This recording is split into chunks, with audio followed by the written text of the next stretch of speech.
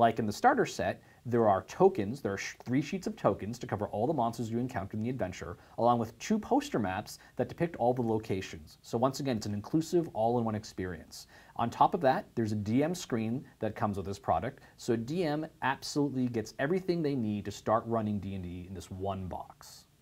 Once again, a common theme in D&D Essentials, right? So you have products that provide to the consumer more self-contained experiences. As Mike said, you have adventures in here, you have tokens, you have maps, you have the Dungeon Master book itself. You can get many hours of play out of this box without buying another product. The next product Mike and I are going to talk about is the Monster Vault. Pound for pound, the best value ever published for D&D. This product is amazing. Mike, I'm going to have you tell us the specifics. Oh, it's very exciting. So similar to the DM's kit, this is an all-in-one experience except for the monster angle. So one of the things we did when we were talking about creating this product was we always thought, hey, wouldn't it be cool if when you bought a monster manual or the monster product, you had all the playing pieces you need for all the monsters that came in that book? And the Monster Vault is essentially the answer saying, hey, let's do that. So the great thing about this box set, it comes with a 320-page book of monsters. It's in the 6x9 format, as you've seen with the other Essentials books. It also comes with 10 sheets of cardboard punch-out monster tokens. So every single monster in this book has a token that corresponds to it. In addition, there's a complete adventure, 32 pages, along with a double-sided poster map. So if you bought the DM's kit to carry on from the starter set, if you then buy the Monster Vault, you have adventure material that you can then carry forward. So it's that all-inclusive single experience in a box. Comprehensive, everything a DM needs to continue on past the DM's kit to start creating his own adventures and campaigns. Mike, I get a question very frequently when we go out there into the world. If I own the current Monster Manual, or the Monster Manual 2, the Monster Manual 3, why would I purchase this product? Aside from the tiles, which are awesome, tell me more about the book.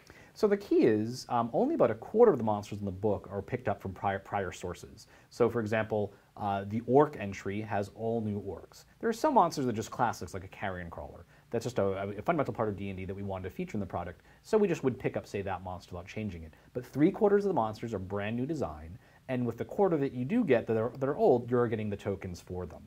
So it's a really great value, and it really shows off some of the advances we made in monster design, and just turns and applies that to existing monsters. Now we talk about great value. This product, it releases in November. It is $29.95. So you're getting all the tile sheets with the punch-out monsters. You're getting the book inside, which once again has the same trim size as the hero books and the rules compendium. So again, looks nice on your shelf as you have this sort of complete collection. And then you get a great collector's box to boot. The next product we're going to talk about falls on the Dungeon Master purchasing path. It's the D&D Dungeon Tiles. The first set we have releasing, which is in September, is Dungeon Tiles: The Dungeon. Mike, talk to us about it. So we've done Dungeon Tiles in the past, so we really want to take a little bit of a new approach with the box set, which has all the fundamental tiles you need to build the dungeons in Dungeons & Dragons. Now, first off, I want to point out about the box. As you can see, this is without the outer sleeve. There's a grid here. So you can actually use this box as a 3D element in your adventures to, if you have, say, a raised platform or a similar construct within a dungeon, you can use the actual box itself as a playing piece during the game. There are 10 sheets of tiles, and they cover the basic fundamentals of what you'd expect to find in a dungeon.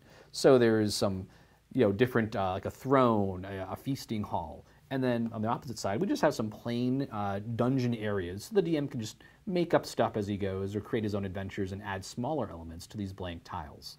There are 10 sheets total, and as I said, they cover basically, things like staircases, a pool of water, the stereotypical elements of a D&D adventure that really from the beginning, a beginning DM or a veteran DM, it's going to show up in almost every dungeon you run. Mike, there are 2 more tiles releases that we should talk about. One of them is D&D Dungeon Tiles: The City, which releases in November. And the third one is D&D Dungeon Tiles: The Wilderness, which releases in December. And that wraps up our D&D Essentials line. Mike, thank you very much, and enjoy the game.